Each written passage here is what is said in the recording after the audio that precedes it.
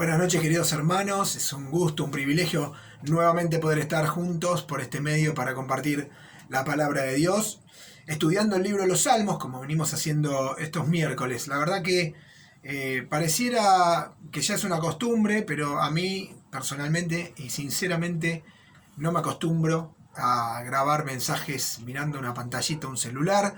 Es bastante incómodo, les diré, pero bueno, es lo que nos toca en este tiempo.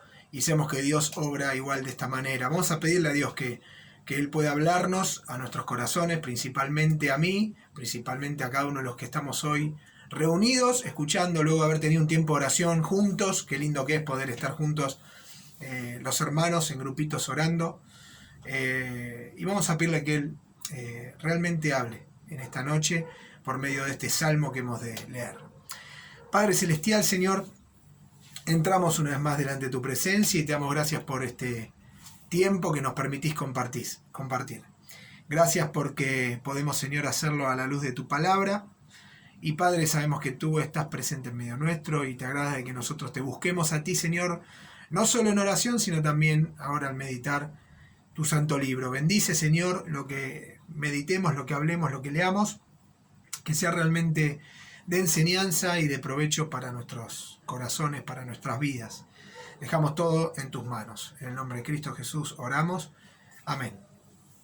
Bien, el salmo que toca en este día es el tan conocido y recitado y también cantado Salmo número 91. Vamos a leerlo de corrido para empezar y luego vamos a tener algunas reflexiones, alguna meditación sobre el mismo. Dice así el Salmo 91 desde su primer versículo: el que habita al abrigo del Altísimo morará bajo la sombra del Omnipotente. Diré yo a Jehová, esperanza mía y castillo mío, mi Dios en quien confiaré. Él te librará del lazo del cazador, de la peste destructora. Con sus plumas te cubrirá y debajo de sus alas estarás seguro. Escudo y adarga es su verdad. No temerás el terror nocturno, ni saeta que vuele de día, ni pestilencia que ande en oscuridad, ni mortandad que en medio del día destruya. Caerán a tu lado 1000 y 10.000 a tu diestra, mas a ti no llegará. Ciertamente con tus ojos mirarás y verás la recompensa de los impíos. Versículo 9 dice: porque has puesto a Jehová, que es mi esperanza, al Altísimo por tu habitación. No te sobrevendrá mal, ni plaga tocará tu morada, pues a sus ángeles mandará cerca de ti, que te guarden en todos tus caminos. En las manos te llevarán, para que tu pie no tropiece en piedra. Sobre el león y el áspid pisarás, hollarás el cachorro del león y al dragón. Por cuanto en mí ha puesto su amor, yo también lo libraré. Le pondré en alto, por cuanto ha conocido mi nombre. Me invocará y yo le responderé. Con él estaré yo en la angustia, lo libraré y le glorificaré. Lo saciaré de larga vida y le mostraré mi salvación. Hasta aquí nomás con este hermoso salmo, uno de los salmos más conocidos de este salterio, que casi da comienzo al cuarto libro de esta división de 5 que tiene, y que es un salmo que ha sido muy utilizado en este tiempo. Es claro el motivo por el cual así lo han utilizado. Dice: morando bajo la sombra del Omnipotente, dice su título. Ahora, cuando uno se pone a leerlo, como recién hicimos, podemos ver allí cómo habla específicamente de la protección de Dios para con sus hijos, para con aquellos que le buscan en los peores momentos de la vida, en los momentos más difíciles de la vida. Protección, hablando de mortandad, de pestilencias, de ataques, de muerte del enemigo, de oscuridad. Caerán 1000, dice, a mi diestra delante de mí, pero yo estaré seguro, estaré protegido por ti. Bien, Es un salmo muy utilizado en este tiempo porque estamos viviendo una situación única en la historia que muchos vivimos por primera vez, que es una pandemia. Y todos los días, más allá de la vida diaria, lo que vivimos, vemos como el mundo está pasando por la misma situación que nosotros, algunos hoy de mejor forma, otros de peor manera, pero como esta enfermedad, esta peste, ha inundado todo el globo terráqueo, todos los continentes, todos los países, todas sus provincias, todas sus ciudades, llegando con enfermedad y en muchos casos con muerte. Ahora, cuando leemos este capítulo, nos llena de confianza y seguridad saber que Dios es nuestro protector y que nos guarda de todas aquellas cosas que pueden en el mundo ocurrir, aún las que estamos pasando ahora, como la enfermedad. Este salmo se lo atribuye a Moisés, aunque en el capítulo 91 vemos que no, en su título no dice Salmo de David, ni Salmo de Moisés, ni de otros que ya hemos visto, ¿no? Sino que en el capítulo anterior, en el 90,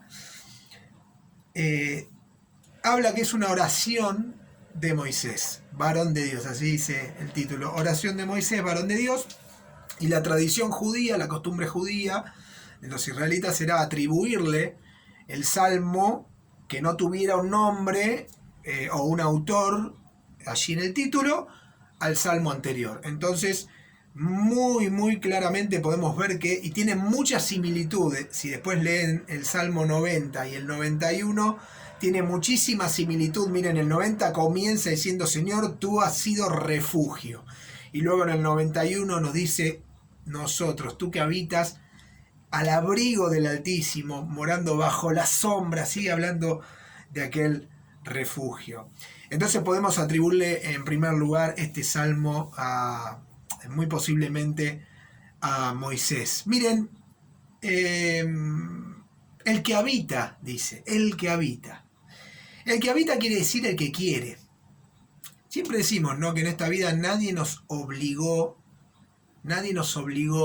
a ser cristianos, nadie nos obliga a reunirnos en la iglesia, nadie nos obliga a orar ni a leer la palabra. Aquellos que una vez nos hemos confesado delante de Dios, porque hemos visto nuestro pecado y se lo hemos entregado en sus manos y hemos creído en la obra de Cristo en la cruz, no estamos obligados, y por eso siempre decimos que lo nuestro no es una religión, no es una costumbre, no es algo que hacemos por miedo a, sino porque en primer lugar creímos, porque nos vimos pecadores delante de Dios, creímos en Jesucristo que murió por nosotros, y luego el Espíritu en nuestro interior empieza a hacer esa obra que tiene que ver con la santificación, que no es una condición, sino un proceso de día a día. No somos santos, somos santificados por medio de Cristo, pero la santificación tiene que ver con un caminar diario cercano a nuestro Dios, estar de continuo buscando agradar a Dios, de continuo buscando hablar con Él en oración, de continuo poder conocerle mediante la lectura y la meditación de su palabra.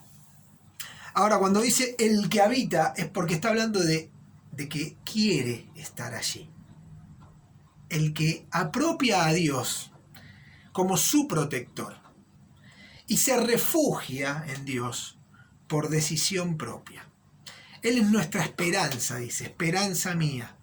Ahora, cuando dice, por un lado habita, y por otro lado dice que morará bajo la sombra del Omnipotente, habitación del original hebreo, ahí estuve estudiando un poquito, y tiene que ver con algo temporal.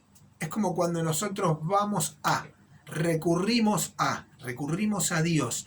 El que habita es el que quiere ir en ese momento a encontrarse. Como nosotros recién quisimos estar un tiempo en oración juntos los hermanos, nadie nos obliga a hacerlo, pero vamos a ese lugar para buscar la comunión, para estar en contacto con los hermanos, para poder unos con otros pedir y agradecer a nuestro Padre. Eso es habitar.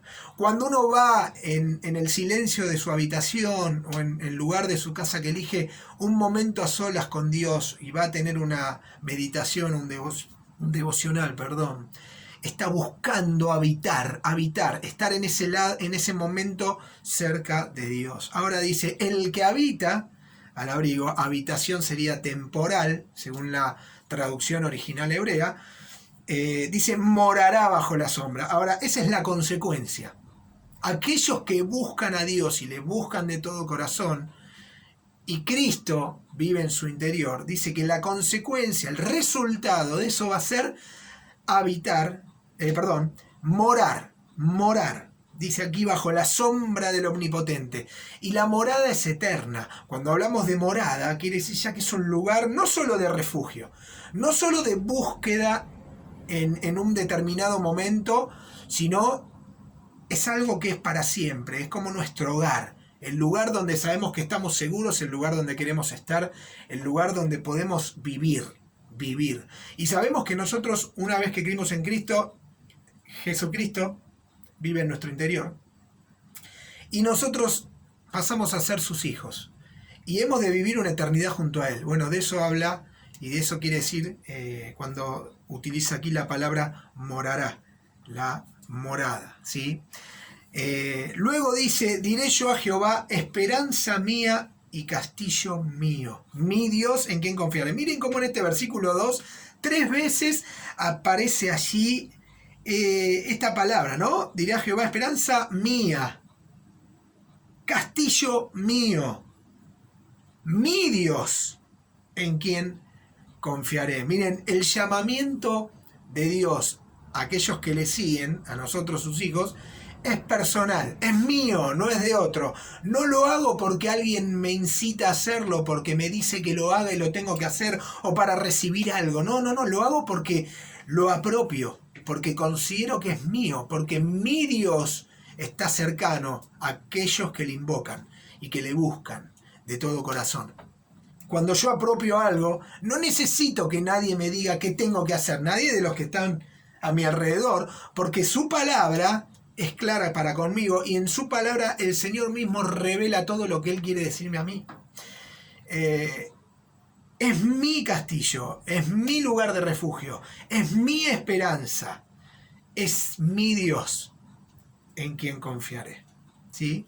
Cuando uno descubre esta bendición de estar cerca, entiende ese coro, ¿no? O bueno, esos versículos que cantamos muchas veces, que dice, ¿a quién iré en necesidad? ¿Y quién podrá saciar mi vida? Cristo. ¿A quién más podría ir? ¿A quién más? ¿Quién me conoce realmente? ¿Quién me ama realmente? ¿Quién tiene sus planes, su plan de mi vida en sus manos? Ese es Dios. La plenitud de mi vida está en las manos de Dios. ¿A quién iré? ¿A quién iré? ¿A quién más que mi Dios? Miren, los dos primeros versículos son la condición, estos dos primeros versículos que recién leímos, son la condición para que se dé el resultado de los subsiguientes versículos. O sea, no es que estoy esperando una bendición, sino que estoy aquí, declaro al Señor que Él es mi habitación, que quiero estar cerca de Él, que Él es mi morada, que Él es mi esperanza, que Él es mi castillo y Él es mi Dios, mi único Dios, en quien confiaré, por convicción, por amor y por necesidad también. Necesito de Dios.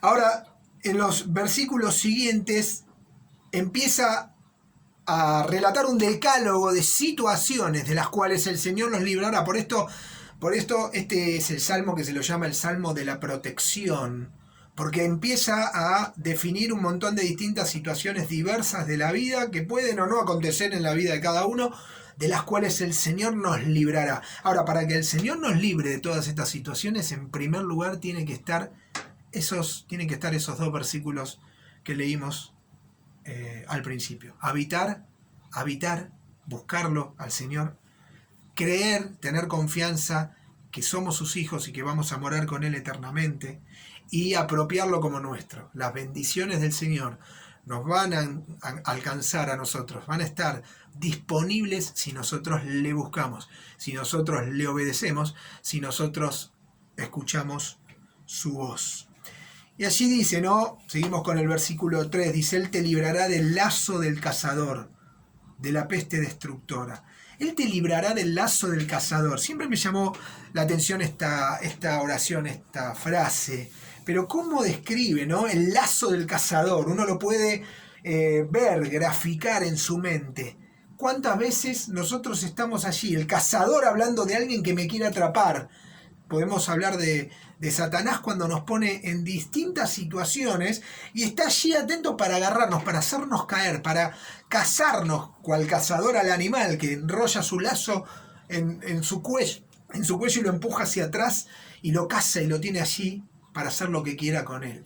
Muchas veces nosotros estamos en esa misma situación, nos exponemos en situaciones que sabemos que podemos caer, que sabemos que Satanás está ahí a la esquinita esperando, dale, vení, que mirá qué bueno que está esto, pero hay algo más atrás, y es donde está el lazo para cazarte, y muchas veces nosotros no buscamos la guía de Dios, no buscamos el consejo de Dios, y nos alejamos, y hacemos lo que nuestros pensamientos, o lo que muchas veces nuestro propio interés quiere hacer, y dejamos de lado lo que Dios quiere hacer.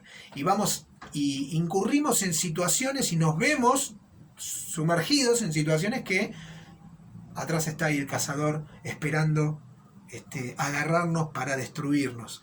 Ahora dice que Él, Dios, me librará, nos librará de ese lazo y también de la peste destructora. Hablamos de peste y estamos pasando una pandemia, ¿no? Es difícil cuando sabemos que hay hermanos nuestros que han pasado a la presencia del Señor por esta enfermedad, poder afirmar y decir, Él me va a librar de... Pero aquí no pasa por gritar a cuatro vientos que yo por ser cristiano y por creer en Dios, ninguna peste va a tocar mi casa y declararlo. No pasa por ahí, sino que pasa por la convicción personal. Ahora, no desentendamos una cosa, que Dios es soberano y hasta lo malo ha sido para bien, aún aquellas cosas que no tienen explicación para nosotros como la muerte de un ser querido, la muerte de un familiar, la enfermedad. Y decimos, ¿cómo esto va a ser para mi bien? Incluso todos los males, dice su palabra, serán y han sido para bien. ¿Cómo va a ser para bien la separación? No lo vamos a entender aquí. Y posiblemente no lo entendamos por la eternidad. Pero lo que sí debemos entender es que Dios es soberano y en su soberanía están todas las cosas y todos los planes. Ahora, yo tengo que vivir de esta forma. No declarando por allí o por allá que ninguna peste va a entrar, ni yo, y diciéndole a otro que a vos nadie te va a tocar porque vos crees en Dios. No pasa por eso. Pasa por una convicción personal. Estar seguros, refugiados, tranquilos, esperanzados en que Dios nos libra de todo mal. Vivir de esa forma.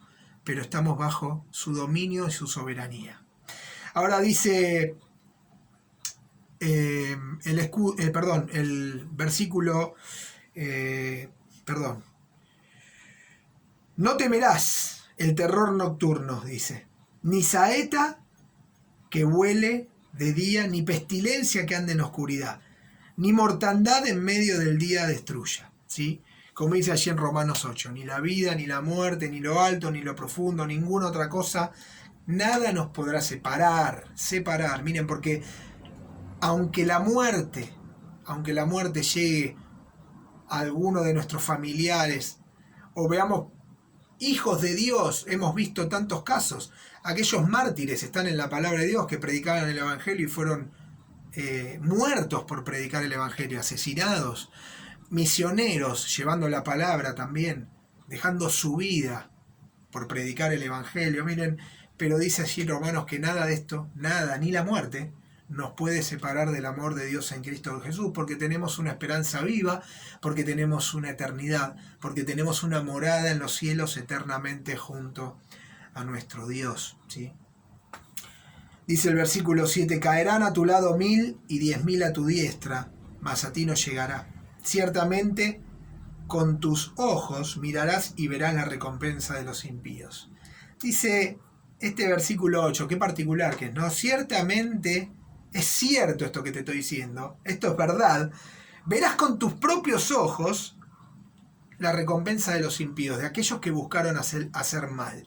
Muchas veces pasan años en que esto ocurra y uno puede ver y decir, che, pero al final le pasa lo malo al que hace las cosas bien, y al que hace todo mal, es muy común de nosotros, ¿no? Ver eso y también juzgar y decir, al que hace todo mal, mirá, hace lo que quiere, está lejos de Dios, está en pecado, está haciendo las cosas mal, no está cuidando su vida, no está cuidando su familia, no está cuidando a aquellos que lo rodean, a aquellos que aman, y sin embargo, para nosotros, sin embargo está bien, le va bien. No, aquí dice este versículo que ciertamente al final, en algún momento, el resultado, la consecuencia de ese pecado se va a ver. Se va a ver, se va a ver. Ahora yo te digo una cosa y te digo una cosa en esta noche. Siempre el pecado va a tener consecuencia. Hoy, mañana, pasado mañana o dentro de años. Pero va a llegar. La consecuencia va a llegar. Ahora, ¿saben qué? No hay consecuencia mala ni caída en aquellos que buscan a Dios, en aquellos que obedecen su palabra, en aquellos que le buscan continuamente. No hay un final malo, porque hasta la muerte, como decíamos recién, nada nos puede separar de Dios. Dice luego el versículo 9, porque has puesto a Jehová, que es mi esperanza, al Altísimo por tu habitación. Allí en 1 Juan 4:16 dice, no lo busquen, 1 Juan 4:16 dice, y nosotros hemos conocido y creído el amor que Dios tiene para con nosotros. Dios es amor, y el que permanece en amor, permanece en Dios, y Dios en él. Bien dice allí en el versículo 16, nosotros hemos conocido y creído. Bien, ¿por qué has puesto a Jehová como esperanza? Cuando hablamos de esto, de apropiar todas estas promesas de Dios, tienen que ver con una acción nuestra también, con una decisión. Y esa decisión, como dice acá, poner al Altísimo por tu habitación. Como decíamos al principio, buscarlo, recurrir a Él, habitar en su presencia. Quiero habitar en su presencia, conocerlo y permanecer, ¿sí? Dice el versículo 10, no te sobrevendrá mal, ni plaga tocará tu morada. Y fíjense aquí en el versículo 11, viene una parte muy particular de este salmo que ya estamos casi concluyendo y llegando al final. Dice, pues tus ángeles mandará acerca de ti, que te guarden en todos tus caminos. En las manos te llevarán para que tu pie no tropiece en piedra. Miren, este salmo es citado en el Nuevo Testamento. ¿Y saben por quién es citado? Estos versículos que acabamos de decir son citados por Satanás cuando está tentando al Señor Jesús, la tentación del diablo a Jesús. Pero fíjense, no lo vamos a buscar en Mateo, pero el diablo cuando esgrime estas palabras que está tentando, tratando de hacer caer en tentación a Jesús, dice que omite una parte del Salmo. El diablo le dice, pero hacelo, sí, tirate, mirá si, estate tranquilo que tus ángeles van a venir y rescatarte. Tu Padre, Dios, va a mandar a tus ángeles acerca de ti y te van a rescatar. En las manos te llevarán para que tu pie no tropiece. Él omite la segunda parte del versículo 11, porque dice allí el Salmo, pues tus ángeles mandará cerca de ti, que te guarden en todos tus caminos. Que te guarden en todos tus caminos. Ahora, en los caminos que nos va a guardar el Señor, no son en nuestros caminos, sino que son en sus caminos. En tus caminos, le dice al Señor Jesús, pero los caminos que tenía el Señor Jesús, el camino que estaba siguiendo Jesucristo en esta tierra era de plena obediencia a Dios Padre. Él estaba cumpliendo la voluntad del Padre. Iba a ser crucificado, iba a morir y a sufrir en aquel madero obedeciendo al Padre. Eran los caminos del Padre los que Jesucristo seguía, no eran los propios. El Señor Jesús en muchas oportunidades dice, no es mi voluntad, sino la del Padre que me envió. Lo mismo nosotros debemos decir para tener en cuenta este versículo 11. Los ángeles del Señor acamparán, el ángel del Señor me cubrirá, el ángel del Señor me protegerá y me acompañará si yo estoy en sus caminos, no en los míos. Así que no nos sorprendamos cuando en la vida, estando lejos de Dios o lejos de la voluntad de Dios, nos ocurren cosas malas y nos quejamos, decimos, pero ¿dónde está Dios?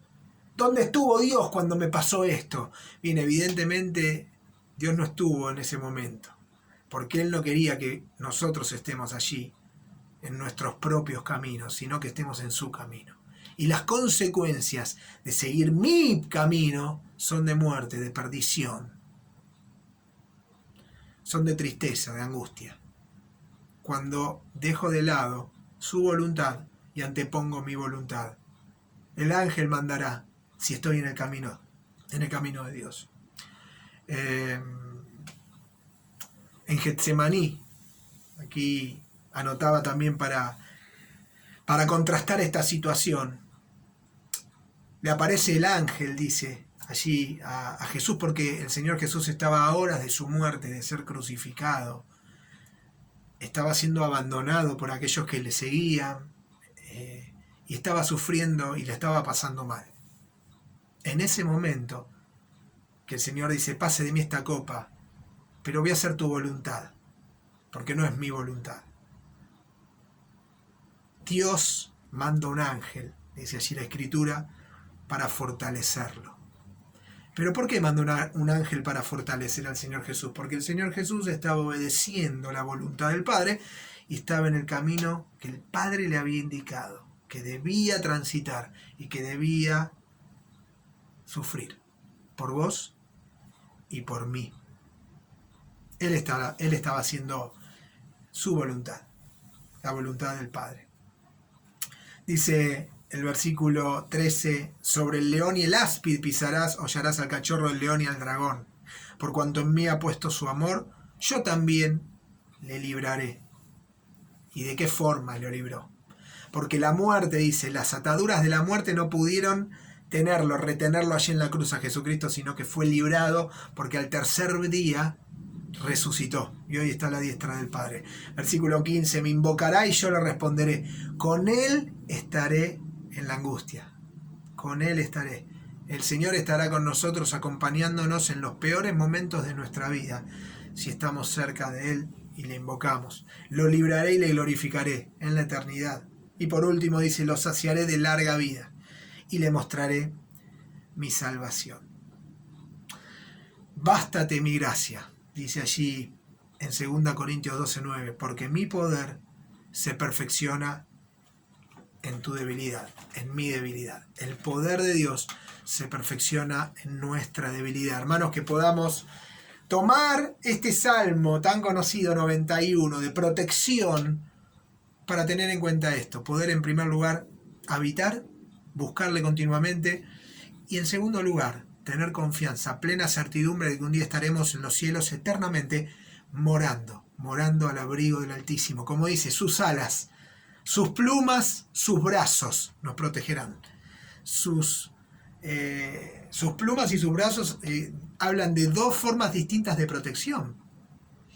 Aquel que nos podemos esconder y refugiar, y aquel que nos abraza y nos toma también, como un pájaro, como toma a sus polluelos y los cuida a su cría. Así es el Señor amoroso con cada uno de nosotros. Que el Señor bendiga su palabra en nuestra vida.